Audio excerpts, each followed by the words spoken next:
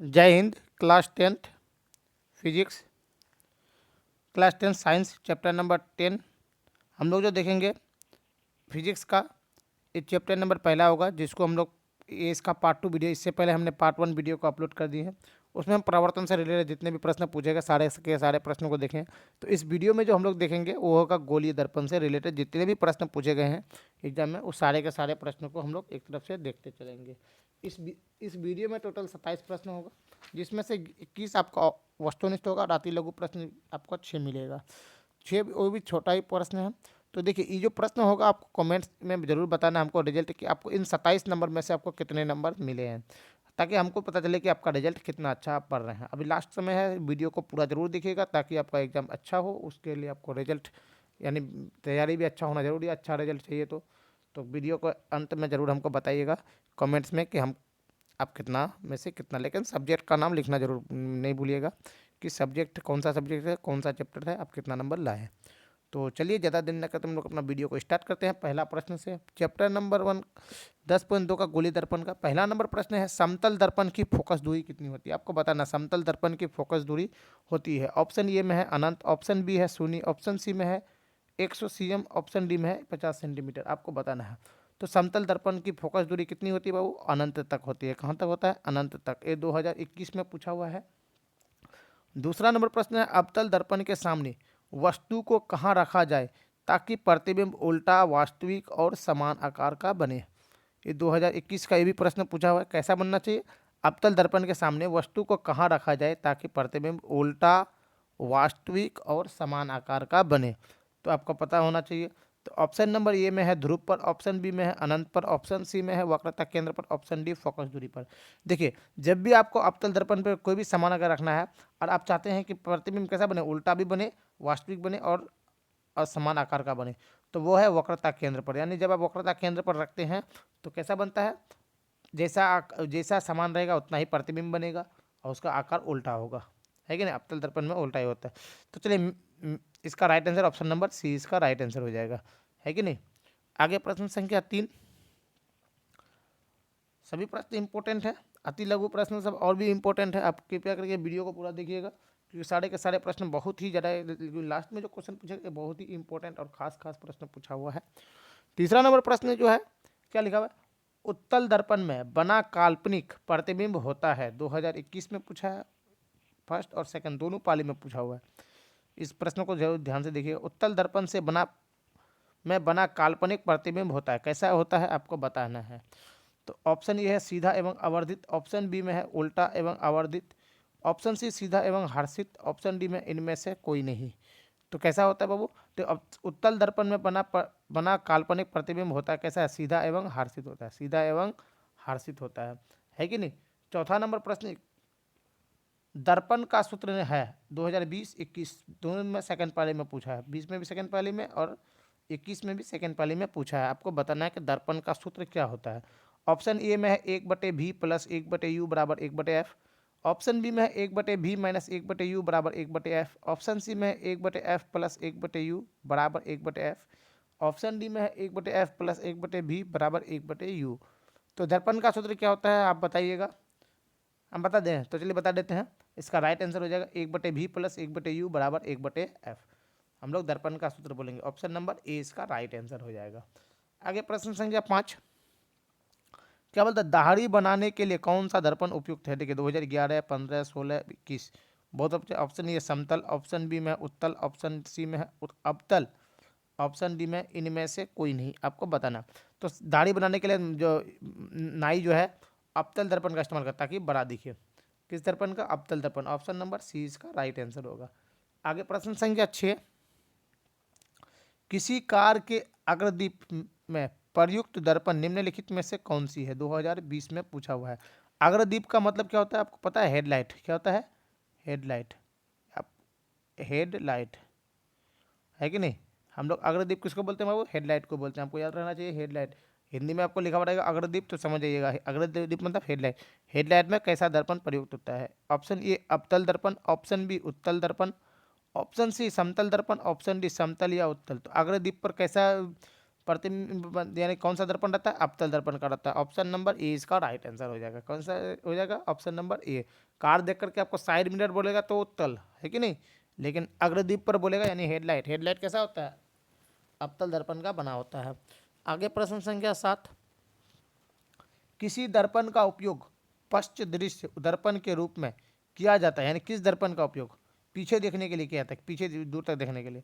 Option A में उत्तल दर्पण, ऑप्शन बी में अवतल दर्पण, ऑप्शन सी समतल दर्पण, ऑप्शन डी कोई नहीं।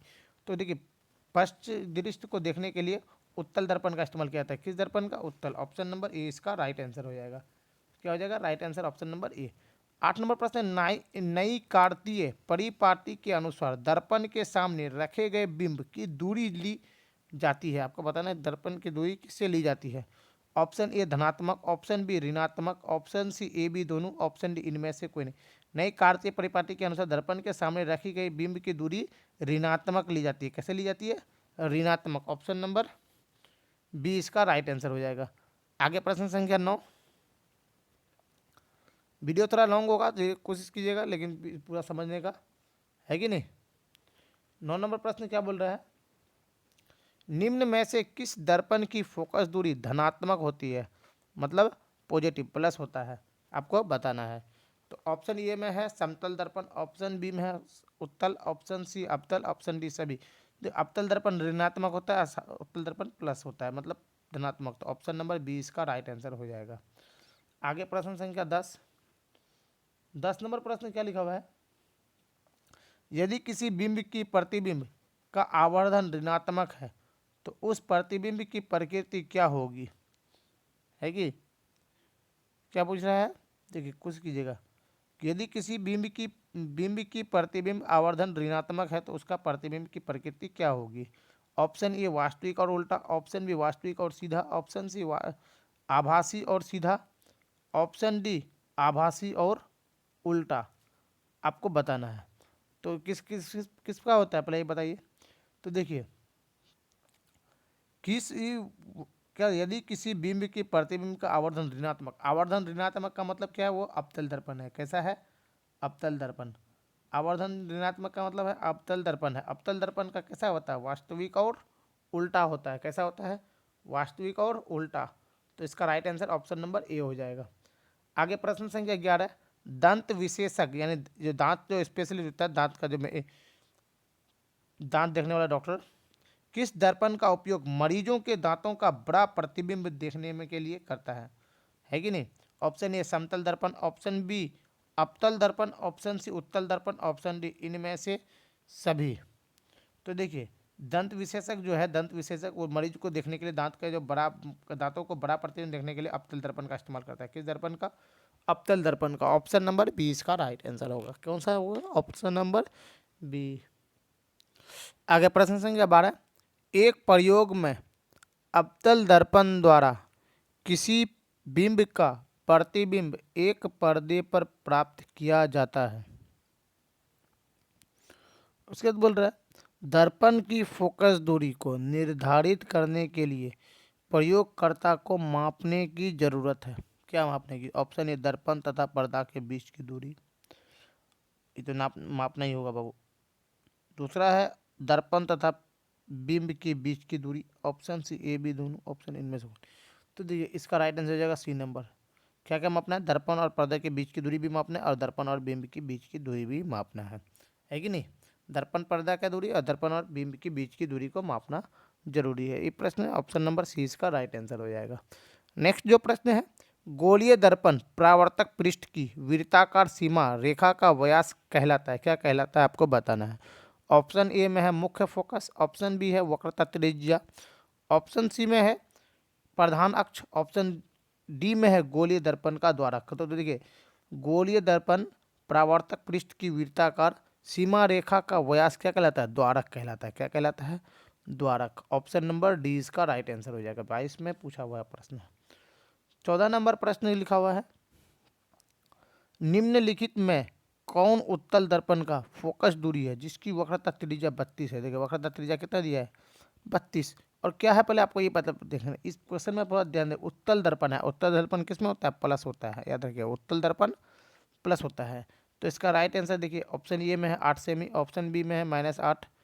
तो फोकस देखिए वक्रता त्रिज्या, त्रिज्या का आधा होता है फोकस। एफ बराबर क्या होता है बाबू, r/2, आपको पता होना चाहिए।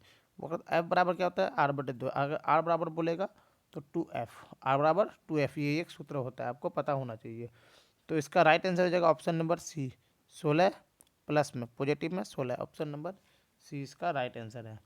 आगे प्रश्न संख्या 15, वीडियो थोड़ा बड़ा होगा कुछ की जगह देखने का।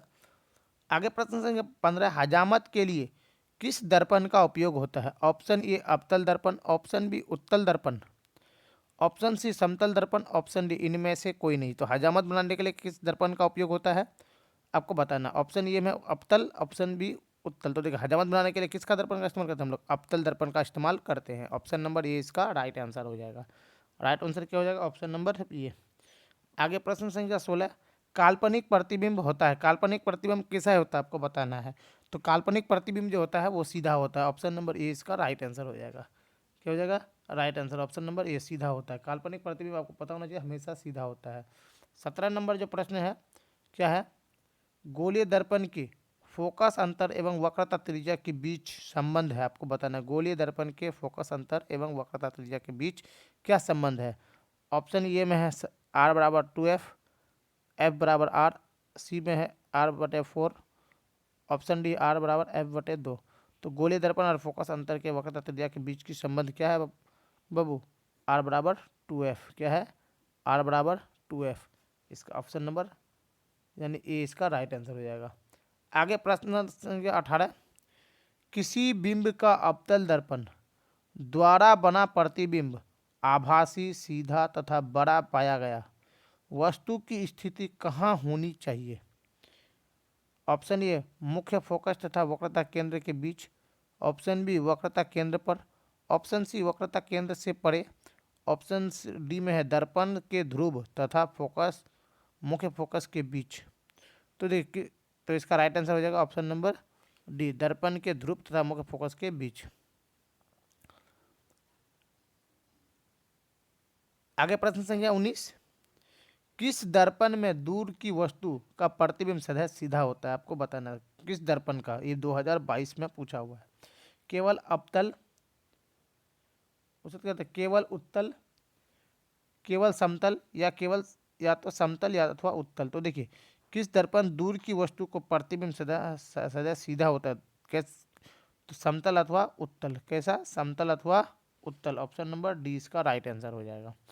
आगे प्रश्न संख्या 20, अवतल दर्पण की फोकस दूरी होती है, आपको बताना अवतल दर्पण के फोकस दूरी कैसा होता है। ऑप्शन ए है धनात्मक, ऑप्शन बी में है ऋणात्मक, ऑप्शन सी है कभी ऋणात्मक तो कभी धनात्मक, ऑप्शन डी शून्य। तो अवतल दर्पण की कोई भी फोकस दूरी हो कैसा होता है, ऋणात्मक होता है। अवतल दर्पण की फोकस दूरी ऋणात्मक और उत्तल दर्पण की धनात्मक, है कि नहीं। 21 नंबर प्रश्न, किस दर्पण से हमेशा वस्तु से छोटा प्रतिबिंब प्राप्त होता है। 2022 ये सब 22 का प्रश्न है। वस्तु से छोटा प्रतिबिंब प्राप्त होता है, आपको बताना है। तो किस दर्पण में होता है, ऑप्शन ये उत्तल, अवतल, समतल, इनमें से कोई नहीं। तो हमेशा उत्तल दर्पण में होता है, वस्तु से छोटा प्रतिबिंब हमको दिखेगा और अवतल में वस्तु से बड़ा दिखता है कि नहीं। अवतल दर्पण में हम लोग का प्रतिबिंब कैसा दिखता है, वस्तु से बड़ा, और उत्तल में वस्तु से छोटा दिखेगा, है कि नहीं। देखिए पहला प्रश्न अति लघु का है, जो 6 प्रश्न है टोटल, बहुत ही महत्वपूर्ण है। पहला प्रश्न है, मोटर गाड़ी चालक के सामने कौन सा दर्पण लगा होता है। तो देखिए मोटर गाड़ी जो चलाता है यानी कार के सामने जो रखा हुआ दर्पण जो होता है वो कैसा होता है बाबू, जैसे 17 का उत्तल दर्पण होता है ताकि दूर तक दिखे। तो कौन सा दर्पण इसका, तो इसका राइट आंसर हो जाएगा उत्तल दर्पण। कैसा हो जाएगा, उत्तल दर्पण, उत्तल दर्पण। ऑप्शन नंबर दूसरा प्रश्न है, अवतल दर्पण के 2 उपयोग बताएं। आपको बताना है कि अवतल दर्पण का 2 उपयोग क्या क्या है। तो हम पहला उपयोग लिख लेंगे इसका, क्या लिखेंगे बताइए दो। तो अवतल दर्पण से पहला क्या होता है, हजामती दर्पण के रूप में, किसमें, हजामती दर्पण के रूप में।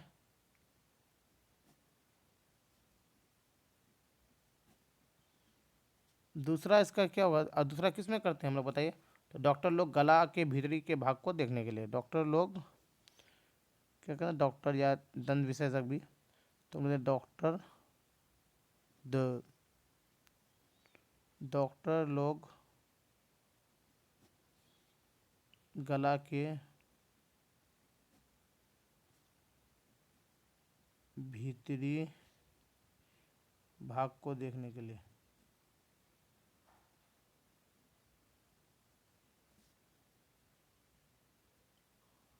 है कि नहीं, है कि नहीं।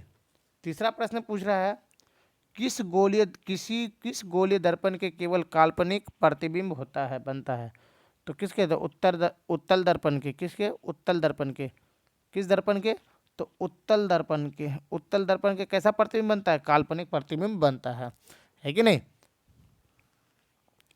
उसके बाद क्या बोलता है, अवतल दर्पण के सामने वस्तु को कहाँ रखने पर प्रतिबिंब समान साइज का बनेगा। अवतल दर्पण में आप कहाँ रखिएगा कि वस्तु भी उतना ही हो और जितना दर्पण हो, तो ये कहाँ पर बनेगा, आप बताइए, चलिए बताइए हमको। तो वक्रता केंद्र पर, कहाँ पर, वक्रता केंद्र पर, वक्रता केंद्र पर, है कि नहीं। पांचवा प्रश्न है, क्या बोलता है, गोलीय दर्पण के फोकस अंतर एवं फोकस दूरी के बीच का संबंध क्या है। तो संबंध क्या है, एफ बराबर आर बटे दो, बराबर आर बटे दो या आर बराबर 2f, ये दोनों में से कोई भी आप लिख दीजिएगा, यही संबंध है कि नहीं। आपको बताना, इनका फॉर्मूला सिर्फ लिख दीजिए, वही संबंध होता है कि नहीं। गोलीय दर्पण की वक्रता त्रिज्या 20 सेंटीमीटर है। कैसा है, गोलीय दर्पण की वक्रता त्रिज्या, तो वक्रता त्रिज्या, तो फोकस अंतर क्या होगा, फोकस अंतर क्या होगा, 20/2 बराबर 10 सेंटीमीटर, है कि नहीं। तो उम्मीद करते हैं इस वीडियो से आपको काफ़ी हेल्प मिलेगा, और आपका कितना आंसर आया हमको कमेंट्स में बताइएगा। तो मिलते हैं नेक्स्ट वीडियो में, तब तक के लिए जय हिंद।